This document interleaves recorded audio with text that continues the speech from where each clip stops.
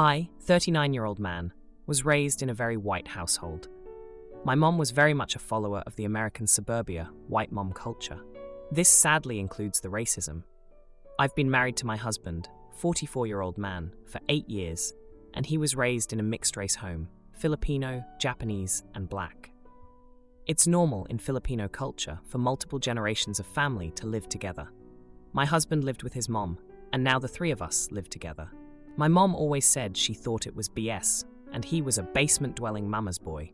Yes, she literally used these phrases, and a weeb neck beard because he lives with his mom. I still don't know where she learned that stuff. Anytime we've tried to explain the culture, she's been dismissive and sometimes straight-up discriminatory.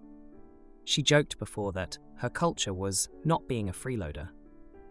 It's been several years of low contact since then, and eventually, my mom said she needed to come live with my husband and I, so we could take care of her since she's gotten older and her health isn't the greatest. I promptly told her no.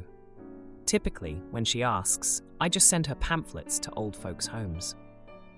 This came to a head the other day when she showed up on our doorstep with her bags saying she's ready for me to step up and do my duty as a son like we do for. I laughed and closed the door. My mother-in-law chastised me and told me to let her in, so I did. We ended up having a conversation with her crocodile tears asking why I wouldn't care for her and if I didn't love her. I promptly responded with, "Oh no, Mom. I love you very much. That's why I've decided to honor your culture and never let you live with us. Last thing I'd want to do is make you a freeloader." Her backpedaling didn't work, and eventually she left. My family have been blowing up my phone since, saying I'm disrespectful and a horrible son. She can't live with any of them due to her health issues, so I'm her only option. My husband agrees with me, but my mother-in-law has been starting to make me feel a bit bad. She doesn't like my mom, but does feel I should care for her. So Reddit, am I the idiot? Edit. My mother-in-law was raised in a home where you took care of your elders, no matter how badly they treated you. She's struggling to learn and understand that it's okay to turn an elder away to protect your own family. She's 87 years old, and majority of her life was spent in a very different culture than we have here. She's trying to understand, but it's being respectful overall. I just get a quick chastising in Tagalog every once in a while from her about caring for my elders. If I just told her to back off, she would, but I'd rather take the time to educate her on why it's okay to prioritize yourself sometimes. As for the American suburbia, white mom culture, I was referring to the one my mom idealized growing up. I originally expanded more on this, but it went over word count. My mom idealized the bigoted white picket, must have a perfect lawn, or you're basically Satan, white is right, Americana-esque families. We didn't live in the suburbs. We could afford to, but we never did for some reason. My mom looks white, but neither of us are. I'm talking specifically about those types of families that are discriminatory and will call the cops on some poor POC that just happened to walk down their street. This genuinely happened in my town growing up multiple times. I know not everyone who's white is discriminatory, same as everyone in the suburbs aren't. Neither of those things are bad or discriminatory, and it'd be idiotic to think they are. Edit 2. The family who are bothering me about this would love to take her in. They cannot. They can't afford to move to my mom, and some can't due to their medical issues. My mom can't move with them due to a lack of necessary specialists in their areas. My mom has autoimmune disorders that she needs special doctors for, and those are in limited supply. My husband and I live by one, since his mom and I also have autoimmune disorders. My mom can't live with some of them, due to them living in snowy areas, and her having such a severe cold urticaria that it would essentially be the same as having someone with peanut allergies live in a peanut factory. If she gets too cold, her throat swells shut. Edit 3. While my mom does have important medical issues, as long as she's taking her meds, going to the doctors, and isn't in the cold, she is fully able-bodied and fully capable of taking care of herself. She decided previously that she's done working and done caring for herself, and wants my husband and I to do it for her. My autoimmune disorders are more severe than hers, save for the cold urticaria, and I'm still working full-time. She takes herself on hikes and is still very active. She's still definitely sick, but she's not gravely ill or anything. Sorry for giving off that impression. Also, she's financially better off than anyone else in my family, including my husband and I. Now for a few comments before the update. Comment 1. Not the idiot, besides your 10-10 response. There's the simple fact of protecting your husband and mother-in-law from her racism. Maybe gently try explaining to mother-in-law that you're not comfortable living with a discriminatory in any circumstances, but particularly when the family you're already living with is non-white. Comment 2. Not the idiot. I swear some of these narcissistic parents would rather gaslight and guilt trip until homelessness than actually give a proper apology and change. Unless if you feel like your mom has changed for the better, you owe her nothing. And even if she did, you still owe her nothing. Now for the update. Hey everyone, thanks for all the support on my last post. It's been a busy week, and I've got some updates that I think you'll find pretty interesting. So, after my mom's dramatic doorstep scene, things didn't calm down. She's been relentless, trying every tactic to guilt me into letting her move in. She's even started a campaign with the rest of the family, painting herself as the abandoned mother in dire need of her son's care. My phone's been blowing up with messages from relatives I haven't spoken to in years, all singing the same tune of family duty. But here's where it gets juicy. Remember how I mentioned my mom's autoimmune disorders? Well, turns out she's been exaggerating her condition. I found out from a cousin who let it slip that she's been spotted out and about, looking healthier than ever. Apparently, she's been using her illness as a manipulation tool. And the kicker? She's been spending her ample retirement funds on luxury vacations and spa days, all while claiming she's too sick to live alone. Now, my husband's been a rock through all this. He's been dealing with his own health issues, but he's still been my biggest supporter. His mom, my mother-in-law, has been a bit more complicated. She's been giving me those chastising looks, but I can tell she's starting to see my point of view.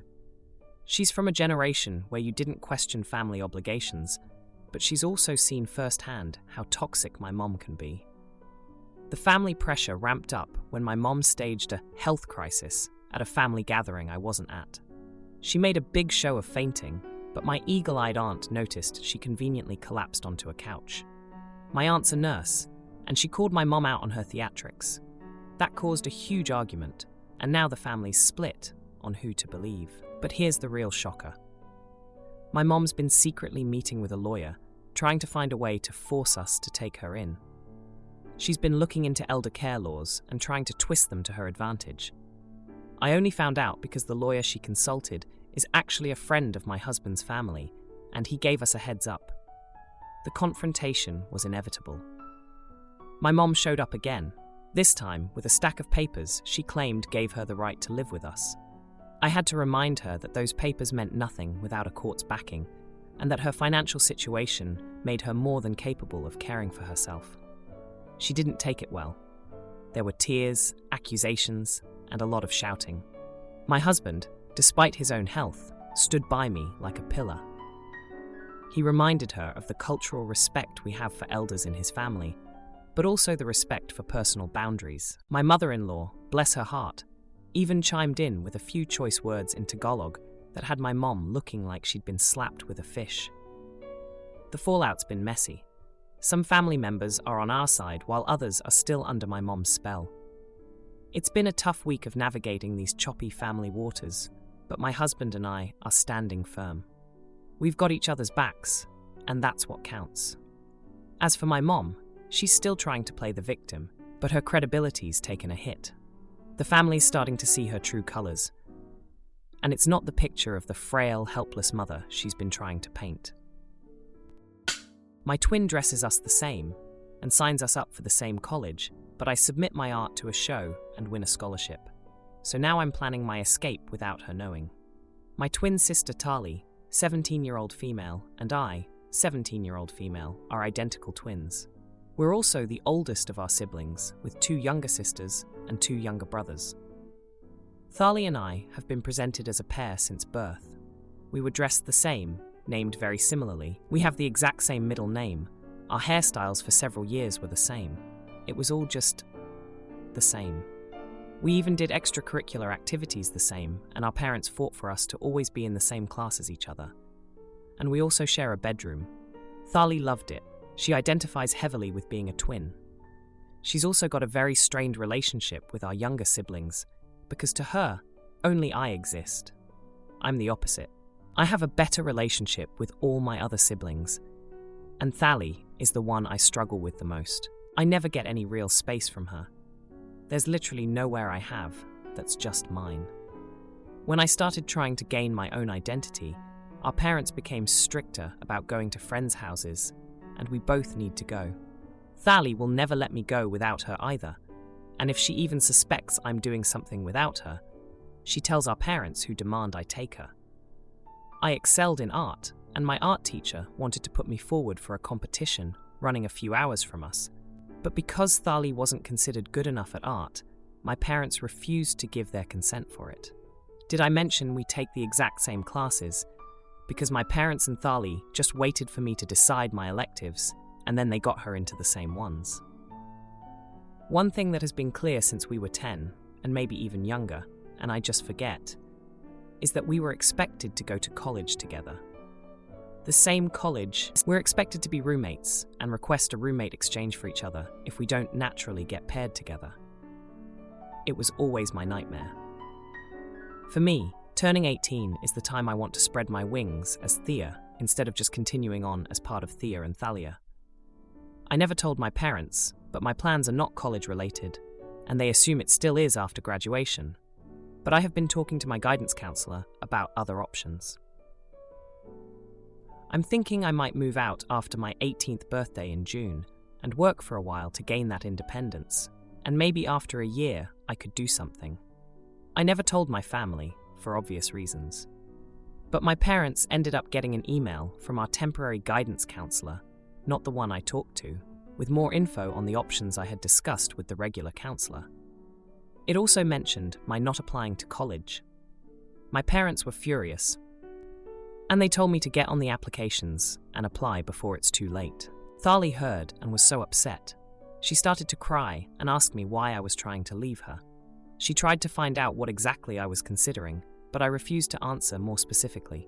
My parents called me deceptive and manipulative, and told me I'll be awful if I continue going against the plan everyone else wants.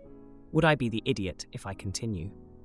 Now, for a few comments before the update. Comment 1. Not the idiot by any stretch.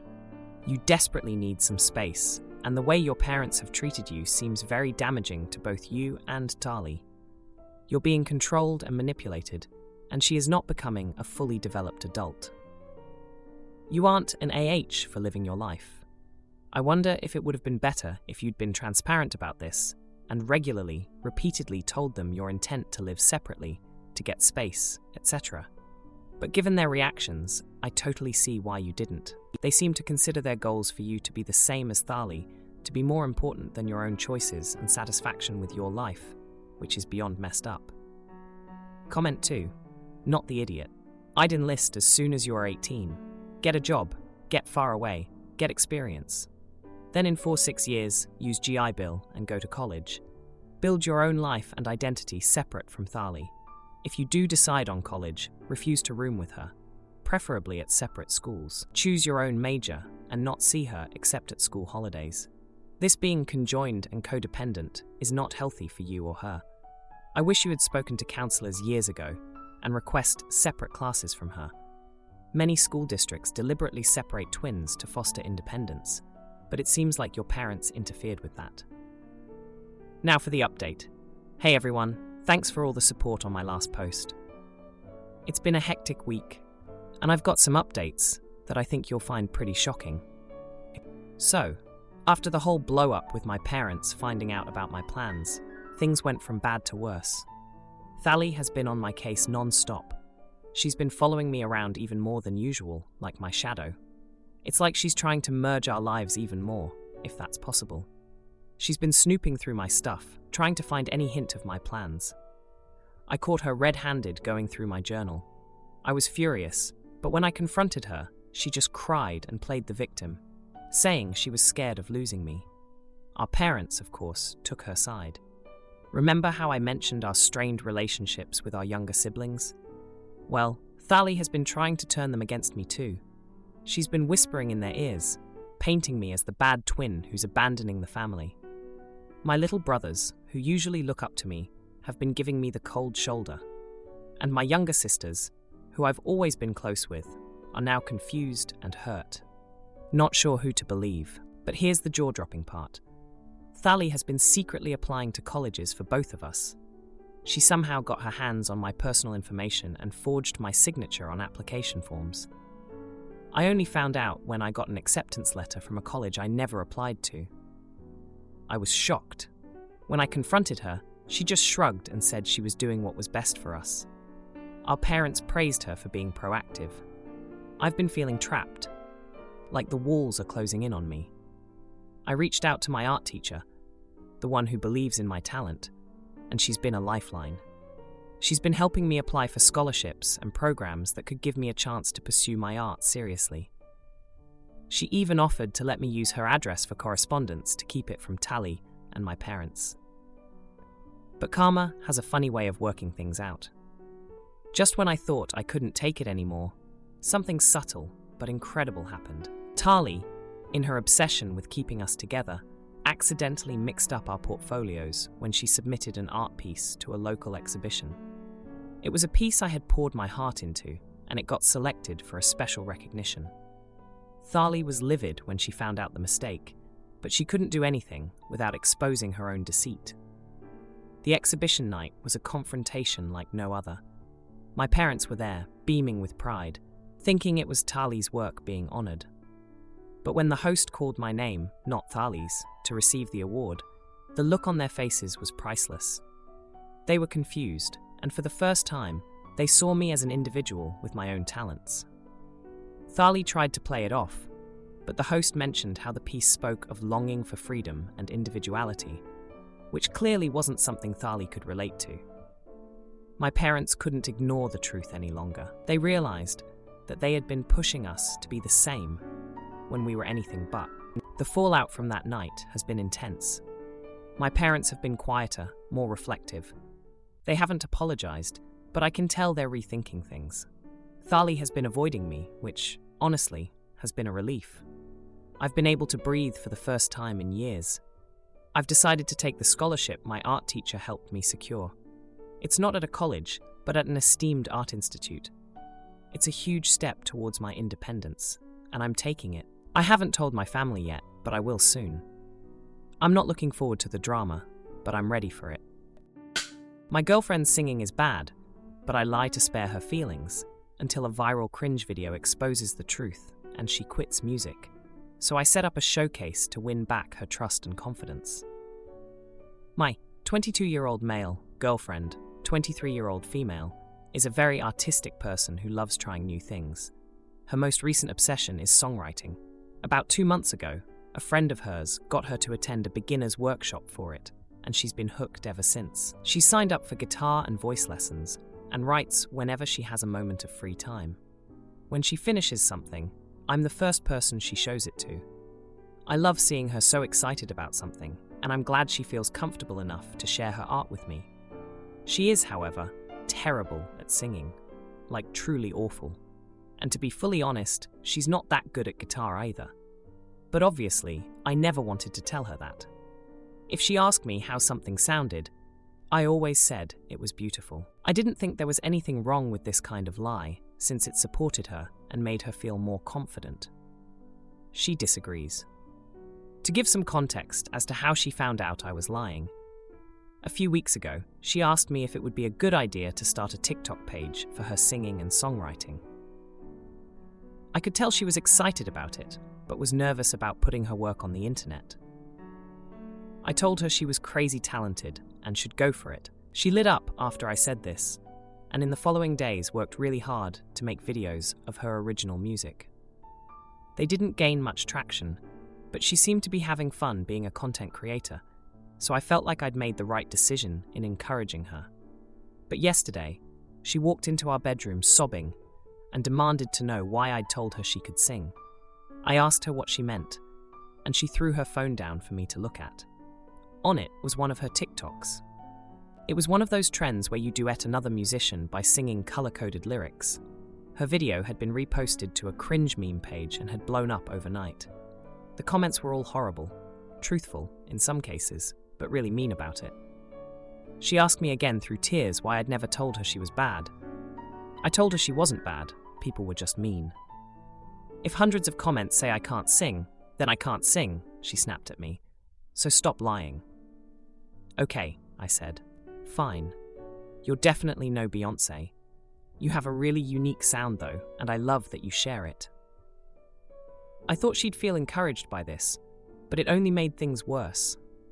She started crying harder and insisted that the only reason she posted things in the first place was because I told her she was talented, and now she's been humiliated in front of thousands. She's deleted her TikTok account along with all her videos and hasn't stopped crying or talked to me since. I feel like she's blowing this out of proportion. I was just trying to do a nice thing by supporting her, and it's not my fault the internet is what it is. I don't think I should have done anything different, but since the internet put me in this position, I'm curious if it will think I'm in the wrong. Am I the idiot? Now, for a few comments before the update. Comment 1. Now let's just imagine if OP told his girlfriend that he didn't think she could sing, or that her singing sounded bad. Let's just stew on that for a while. How do you goobers think that would have gone for him? Also, why did she rely on OP's opinion and his only before she put it on TikTok? She didn't bother to get her friends' or family's opinions first? Or did she know that he would tell her what she wanted to hear? Comment 2. You're the idiot. I mean, you're on Reddit. You know how vicious the internet can be. You set her up in the worst way for what? It wasn't even a half-hearted lie. She was crazy talented and should go for it. What the actual frick were you thinking? What did you expect was going to happen? As to your title, there was nothing inadvertent about it at all. Now, for the update. Hey everyone, a lot has happened since my last post about my girlfriend's songwriting and singing journey. I'm back with an update, and let me tell you, it's been a roller coaster. After the whole TikTok fiasco, things went from bad to worse. My girlfriend, let's call her Emily, was devastated. She had poured her heart into her music, and the internet's reaction crushed her. I felt terrible for encouraging her, but I genuinely believed that supporting her passion was the right thing to do. Emily's confidence was shattered, and she stopped singing and playing guitar altogether. It was like a light had gone out in her. She used to hum melodies while doing chores or jot down lyrics on random scraps of paper, but now silence filled our apartment. I missed her music, even if it wasn't pitch perfect. The injustice of it all hit me hard. Emily had been so brave to share her art, and the internet had been cruel. I couldn't stand seeing her like this, so I decided to take action. I reached out to her friend, who had introduced her to songwriting, hoping to find a way to reignite Emily's passion. Her friend was shocked to hear about the online bullying and suggested a private showcase at a local coffee shop where Emily could perform without the fear of internet trolls. I loved the idea and pitched it to Emily. At first, she was hesitant, but after some coaxing, she agreed to give it a shot. We spent the next few weeks preparing for the showcase. Emily started taking her guitar and voice lessons more seriously, determined to prove the haters wrong. I could see the old spark returning to her eyes, and it gave me hope. The night of the showcase arrived, and the coffee shop was packed with friends, family, and a few curious locals. Emily was nervous, but when she stepped onto the stage, something magical happened. She sang with such emotion that it didn't matter if she hit every note. People were moved by her performance, and the applause was genuine. After the show, several people came up to compliment her. One guy, who turned out to be a local music producer, was particularly impressed. He offered to work with Emily on recording a demo. She was over the moon, and I was proud of her for bouncing back. But just when things seemed to be looking up, the producer turned out to be a snake. He promised Emily the world, but all he wanted was to take advantage of her newfound confidence. He tried to get her to sign a contract that would essentially give him control over her music and image. Thankfully, Emily's friend, who had been through the music industry ringer herself, warned us just in time. We confronted the producer, and it was a heated exchange. Emily stood her ground, refusing to be manipulated. We walked away from that deal, but it was a sobering reminder of the cutthroat nature of the music business. The incident left Emily wary of trusting people in the industry, but it didn't stop her from pursuing her passion. She's more cautious now, doing her research and taking things slow. She's even started writing a new song about the whole experience, channeling her emotions into her art. As for me, I've learned a lot too. I've realized that blind encouragement isn't always helpful, and honesty, when tempered with kindness, is crucial. I still believe in Emily and her music, but I'm more mindful of how I express my support. We're still dealing with the fallout from the producer's deception, and Emily's trust in the music world has been shaken, but she's resilient, and I know she'll come out of this stronger. She's already talking about organizing another showcase, this time with a few other local artists she's met along the way. If you like this video, you'll probably like these too. Also, while you're here, please consider subscribing. It's your support that keeps this channel alive and allows me to make better and longer videos. Have a great day.